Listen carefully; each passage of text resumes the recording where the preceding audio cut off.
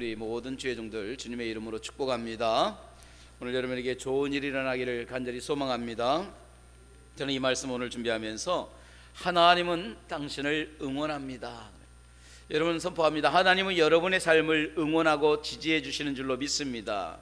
할렐루야. 제가 몇 년 전에 목회자 여름에 세미나를 갔을 때 일이었어요.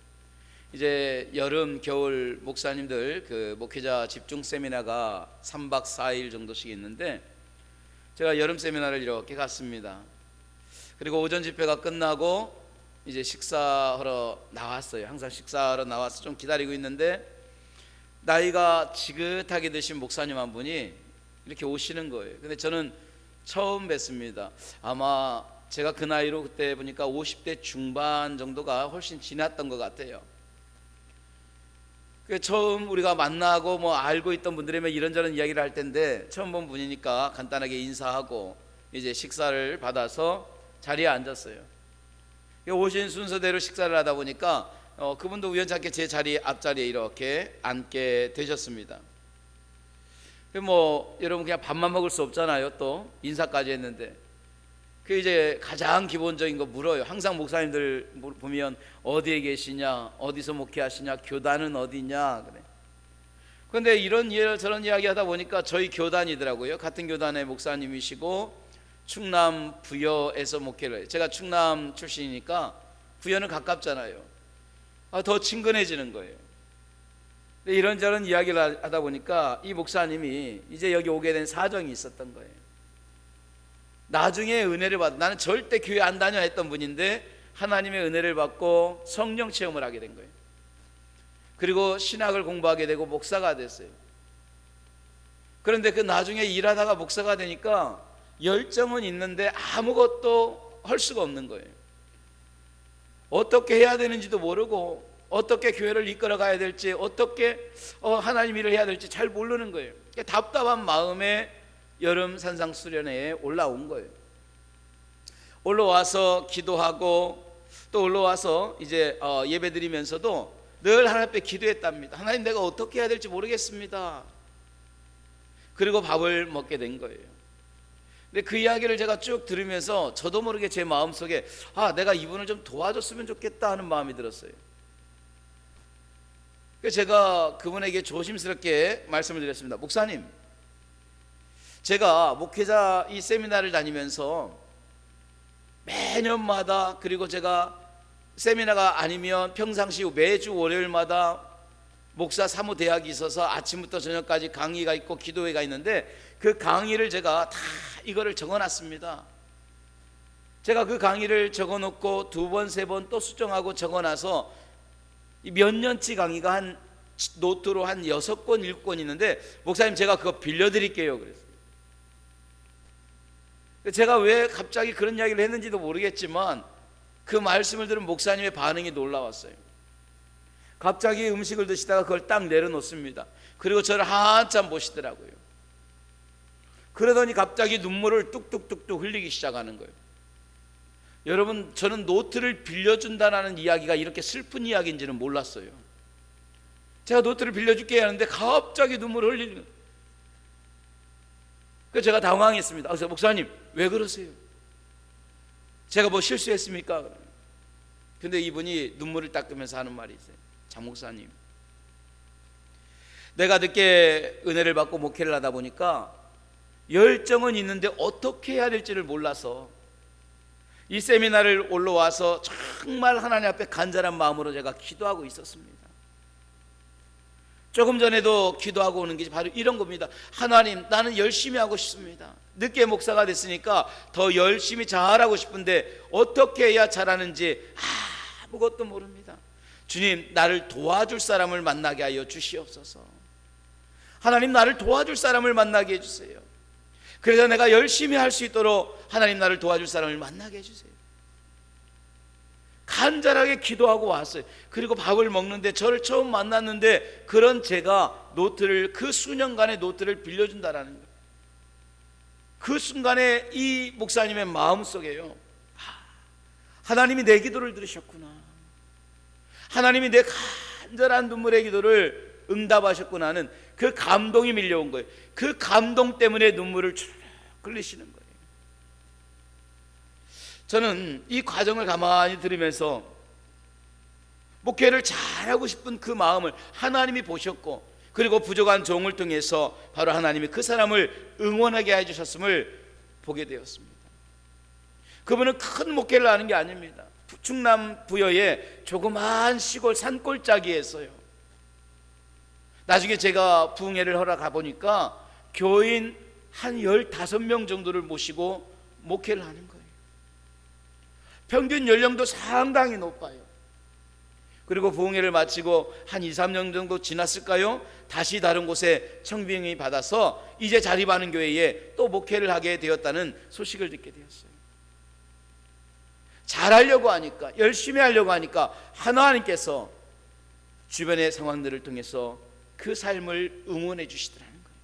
저는 하나님이 여러분의 삶을 그렇게 응원해 줄 수 있는 축복된 삶이 되기를 주님의 이름으로 축원합니다. 할렐루야. 자, 오늘 본문은요, 하나님께서 응원하기로 작정한 한 사람의 이야기로 시작하고 있습니다.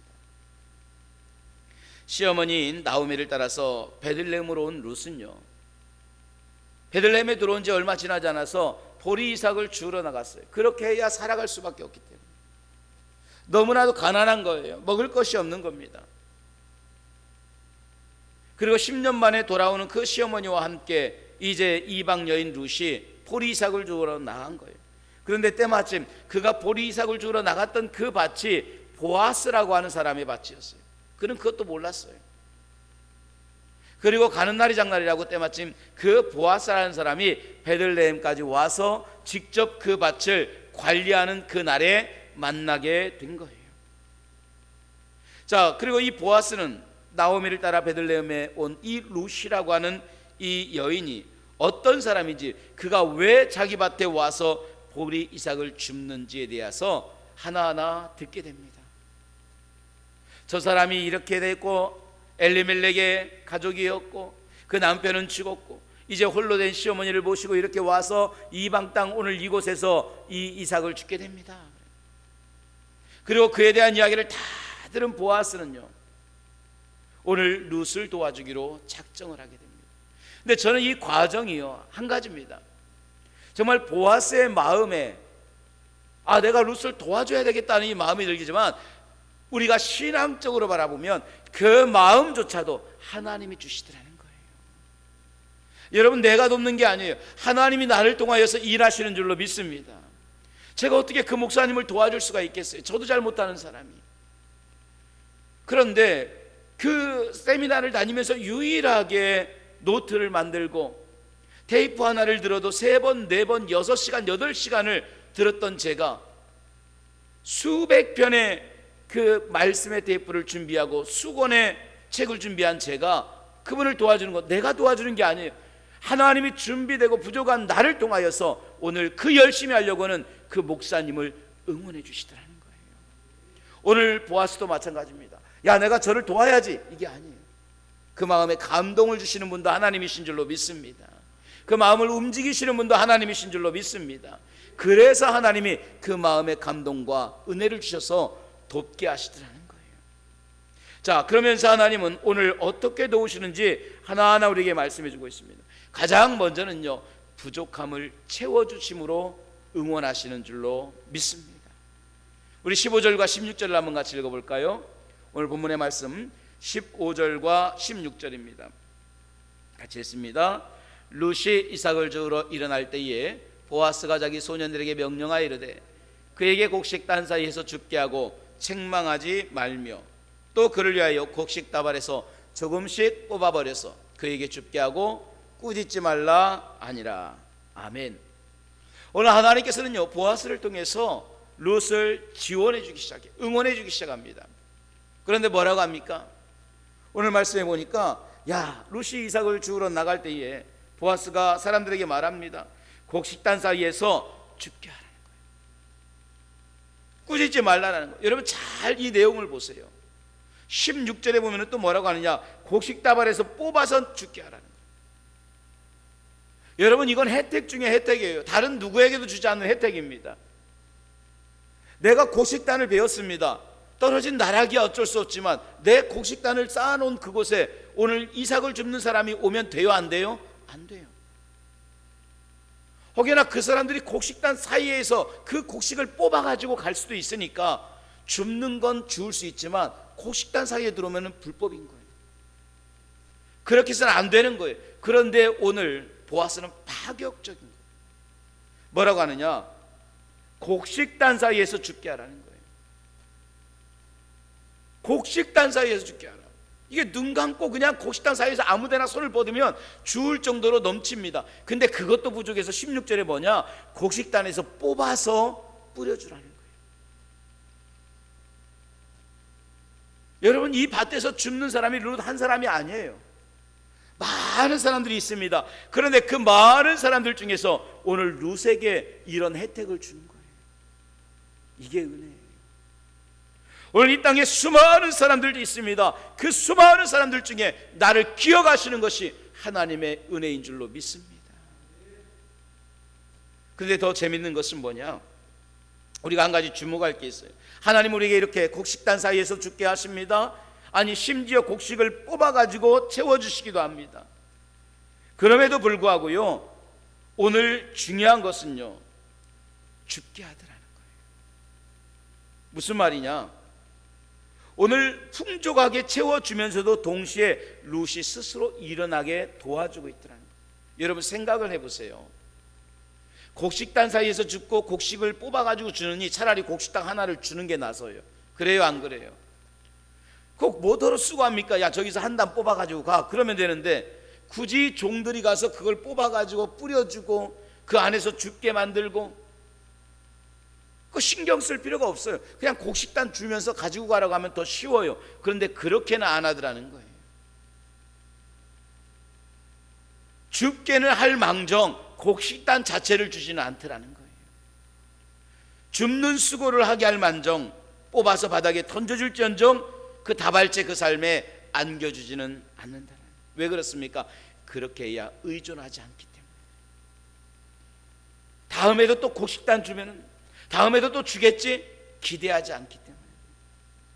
의존하지 않고 기대하지 않다 보니까 스스로 자립해서 일어나기 시작하는 거예요. 문제가 있을 때마다 우린 계속해서 도와주려고 합니다. 어려움이 있으면 내가 해결해 주려고 합니다. 그런데 그 순간들은 해결할지 모르고 그 문제가 풀어질지는 몰라도 스스로 문제를 해결해 나가지 못하게 되더라는 거예요. 그리고 결국 시간이 지나가게 되면 그 삶은 도태가 되고 낙오가 될 수밖에 없어요. 오늘 하나님은 룻에게 곡식단 사이에서는 죽게 하고 뿌려진 것은 죽게 할지언정 곡식단 자체를 안겨주지는 않고 있는 거예요. 하나님은 많은 사람을 통하여 여러분을 지원해 주십니다. 물질적인 지원을 주십니다. 그러나 일확천금으로 지원하진 않아요. 내가 수고하고 땀을 흘리고 내가 기도하고 애쓸 때 하나님이 이 모든 것들로 우리 삶을 하나하나 채워가시는 줄로 믿습니다.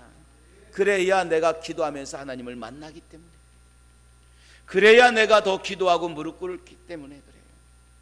제가 작년 추석에 경주의 버드파크라는 곳에 여러분 가봤습니다. 경북 사람들은 세일이 아니라 할인을 내주더라고요. 세일은 깎아주는 거죠. 할인을 내주더라고요. 그래서 할인을 하는데 저희가 이제 가족들과 함께 이렇게 갔는데 제가 새를 그렇게 좋아하는지 저는 처음 알았어요. 이 버드파크에 들어가는데 앵무새가 저에게 날아오는데 이야, 주님의 은혜 다음으로 은혜가 되더라고요. 막 제 손에 그 곡식을 이렇게 앉아요.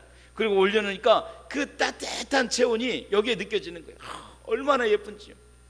정말 예뻤던 것은요, 타조가 여러분 크잖아요. 무섭잖아요. 그 타조 새끼들이 요만해요. 요만해.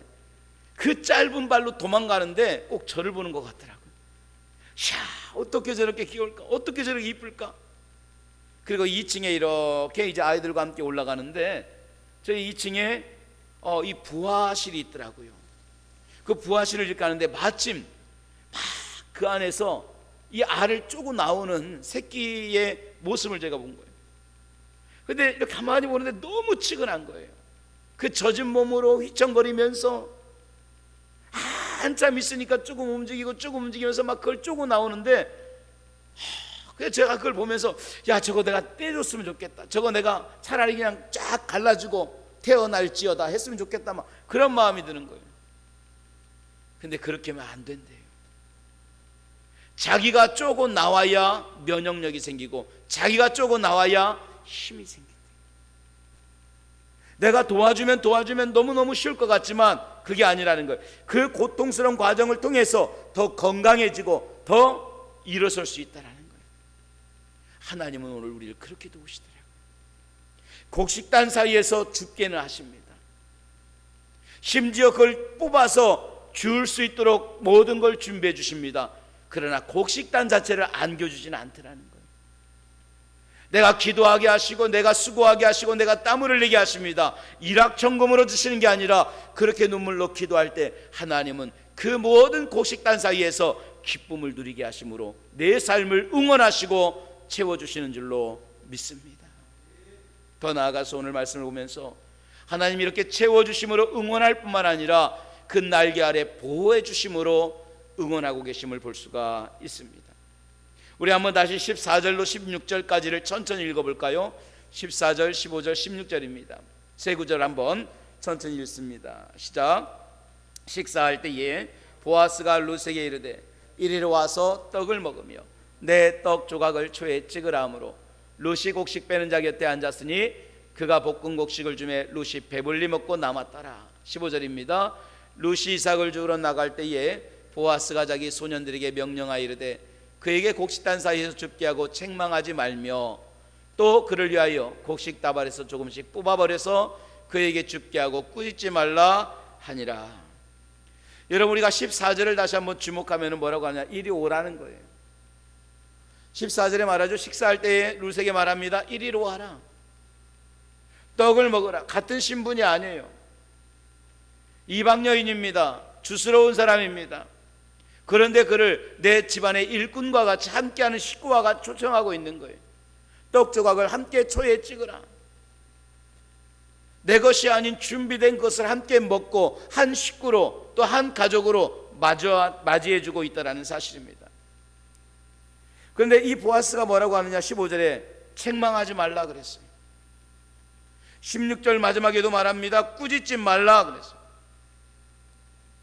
여러분, 이 말씀을 주목하세요. 왜 책망하지 말고 꾸짖지 말라고 할까요? 심지어 2장 19절의 말씀에는요, 2장 9절에는 이렇게 말씀하고 있습니다. 2장 9절 같이 씁니다. 시작. 그들이 베는 밭을 보고 그들을 따르라. 내가 그 소년들에게 명령하여 너를 건드리지 말라 하였으니. 자, 여기 보세요. 너를 건드리지 말라 내가 말했다. 그리고 15절 16절에 저를 책망하지 말고 꾸짖지도 마. 왜 그랬을까요? 당시 상황이 그랬어요. 룻기 1장 1절을 다시 한번 제가 읽어드립니다. 1장 1절에는 이렇게 말합니다. 사사들이 치리하던 때에. 자, 그러면 이 시대가 언제냐? 사사기 시대. 여러분, 룻기 바로 앞에가 사사기죠. 사사기 21장 25절 마지막 절에는 뭐라고 하느냐, 그때에 이스라엘이 왕이 없으므로 사람들이 각기 자기 소견에 옳은 대로 행하였더라. 다시 한번 읽어드립니다. 그때의 사람들이 왕이 없으므로, 사사들이 치리한 그때는 왕이 없어요. 질서가 없어요. 사람들이 내 마음에 옳은 대로 행합니다. 육체에 옳은 대로 행합니다. 하고 싶은 대로 하는 거예요. 그러니까 이때가 언제냐, 영적으로 성적으로 가장 타락한 시대입니다. 자, 이런 시대에 생각해 보세요. 이방 여인이 남편도 없습니다. 보호해줄 아무 보호장치가 없습니다. 그리고 이방 땅에 왔습니다. 낯선 사람들 사이에 있습니다. 그 말은 뭐냐? 상당히 위험했다라는 거예요. 누가 장난을 치고 누가 건드려도 하소연할 것 없고 말할 것 없는 그러한 신세였다라는 거예요. 그래서 2장 9절에 뭐라고 하느냐, 소년들에게 말합니다. 저를 건드리지 말라. 성적으로 함부로 행하지 말라라는 거예요. 오늘 15절 16절에도 그 말씀을 합니다. 책망하지 말라, 꾸짖지 말라. 자, 이런 상황 속에서 보호해줄 사람도 없고 이방 여인이 아무런 보호장치가 없는, 힘도 없는 그런 상황 속에서 보아스의 한마디, 이 건드리지 말라, 꾸짖지 말라, 이 한마디가 얼마나 힘이 되겠어요. 저를 희롱하려고 하던 사람들도 말할 겁니다. 아, 우리 주인 보아스가, 유력자 보아스가 저 사람을 보호해주고 있구나. 우리가 잘못하면 큰일 나겠다.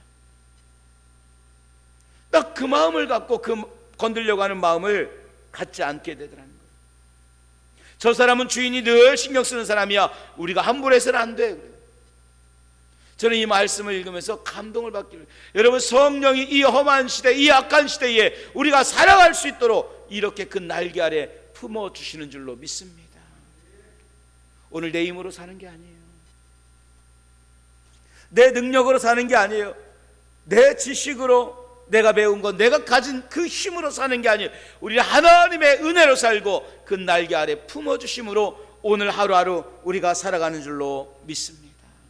할렐루야. 오늘 말씀을 정리해봅니다.